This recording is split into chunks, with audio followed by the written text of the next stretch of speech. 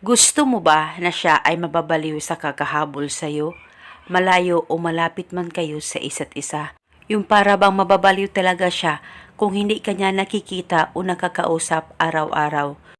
Kung gusto mo na mababaliw sa kakahabol sa iyo ang partner mo, ay gawin mo lamang itong ituturo ko sa inyo ngayon na ritual. Ito'y simple at napaka-epektibong ritual.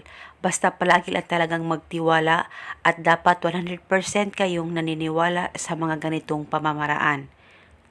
At pwede mong gawin itong ritual sa kahit na anong araw o oras na gusto mo. Ang gagawin mo lamang, kumuha ka lamang ng isang basong tubig. Malinis po na tubig ang gagamitin natin. At pagkatapos, lagyan mo lamang ito ng kaunting asin. Kaunti lamang na asin, ilagay mo sa isang basong tubig na inihanda mo. At pagkatapos, hawakan mo itong isang basong tubig. Hawakan mo ito sa dalawang kamay mo at ilapit ito sa baba mo. Mag-focus at mag-concentrate ka. Ipikit ang mga mata mo. Dapat ikaw lamang mag-isa kung gagawa ka nitong ritual. At pagkatapos, ibulong mo lamang ang mga makapangyarihang salitang ito. Pangalan at apelido, ikaw ay mababaliw sa kakahabol sa akin, malayo o malapit man tayo sa isa't isa. Ibulong mo lamang ito ng 7 beses. Pwede mo dagdagan ang hiling kung gusto mo, wala pong problema.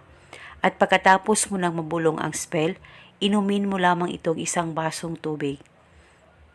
At pagkatapos mong magawa itong ritual, ay paniguradong siya ay mababaliw sa kakahabol sa iyo.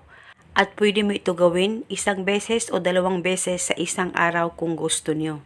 Sa tuwing ikaw ay iinom ng tubig, ay ganun rin ang gawin mo, ibulong mo sa isang basong tubig, tsaka mo na ito inumin. At paniguradong mapabilis po ang talab nito, basta magtiwala ka lang.